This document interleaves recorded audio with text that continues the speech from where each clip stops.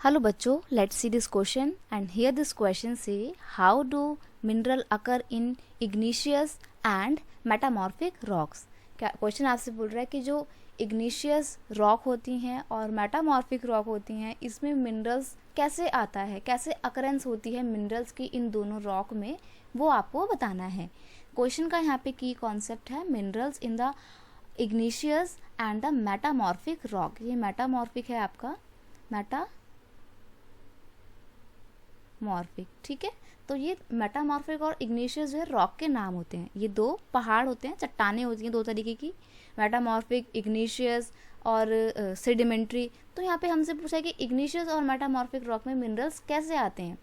In the igneous and the metamorphic rock minerals में occur in the cracks and the crevices, faults and joint. The smaller occurrence are called the veins and the larger occurrence are called the lodes. पढ़ने के बाद आपको बिल्कुल भी समझ में नहीं आया होगा, मैं आपको एक डायग्राम के थ्रू समझाने की कोशिश करती हूँ। देखिए, जैसे मान लीजिए कि ये आपकी अर्थ है, ओके, ये है आपकी अर्थ, और अर्थ के नीचे ना एक लेयर होती है, उसको बोलते हैं स्थैनोस्फेयर, ठीक है। स्थैनोस्फेयर लेयर होती है। उस लेयर में ना क्या होता है बेटा, उस लेयर के अंदर होता है बहुत सारा मैग्मा, जलता हुआ मैग्मा होता है। तो वो जो स्थैनोस्फेयर होती है ना, स्थैनोस्फेयर लेयर जो होती है वो मैग्मा को ऊपर की ओर पुश करती है, ओके।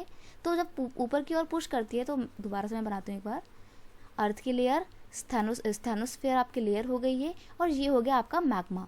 अब ये ऊपर की ओर पुश कर रहा है स्थैनोस्फेयर उस मैग्मा को, तो जहाँ से ज़मीन टूटी हुई होगी वहाँ से ये मैग्मा निकल जाएगा बाहर, और फिर क्या होता है, वॉल्केनिक इरप्शन होता है। तो बाहर निकला हुआ मैग्मा कहलाता है आपका लावा। हम बोलते हैं ना ज्वालामुखी फूट गई, लावा बाहर निकल रहा है, तो ये वही मैग्मा होता है जो बाहर आके लावा बन जाता है। क्या बन जाता है, लावा बन जाता है।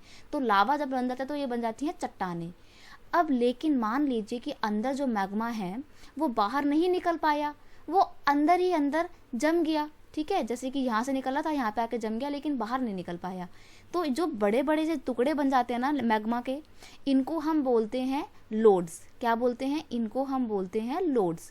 लेकिन अगर यही छोटे छोटे बन जाएं, ऐसे लाइनें सी बन जाएं, इनके अंदर जो है आपका मैग्मा भरा हुआ है लेकिन बहुत ज़्यादा क्वांटिटी में नहीं है, तो इनको हम बोलते हैं वेन्स, ठीक है।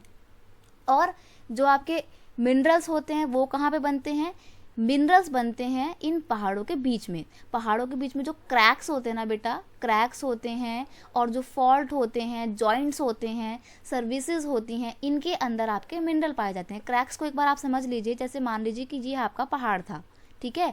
पहाड़ में दरार आ गई एक, तो दरार में क्या पड़ा, दरार में आपका मिनरल भर जाएगा, तो यहाँ पर आपके मिनरल आपको मिल सकते हैं, ठीक है। तो यहाँ पर आपको इन क्रैक्स के बीच में मिनरल्स मिलेंगे। फॉल्ट का मतलब क्या होता है, जैसे मान लो कि आपका ना एक पहाड़ था, ठीक है, ये पहाड़ था आपका, दोबारा बनाती हूँ मैं आपको, ये आपका पहाड़ था, लेकिन इसके ये पहले ऐसे पूरा एक पहाड़ था, फिर कुछ टाइम बाद क्या होता है कि ये वाला जो पहाड़ था ना, ये वाला पहाड़ ये नीचे की तरफ धंस जाता है, ऐसे हो जाता है। तो यहाँ पर क्या बन गया आपका, यहाँ पर एक गैप बन गया, तो इस गैप में आपके मिनरल्स आ जाएंगे।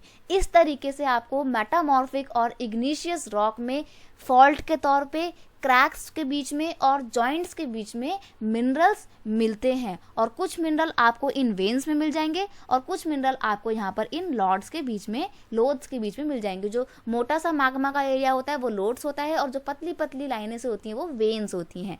बाहर आके ये मैग्मा लावा बन जाता है, जिसको हम बोलते हैं वॉल्केनिक इरप्शन या ज्वालामुखी का फूटना।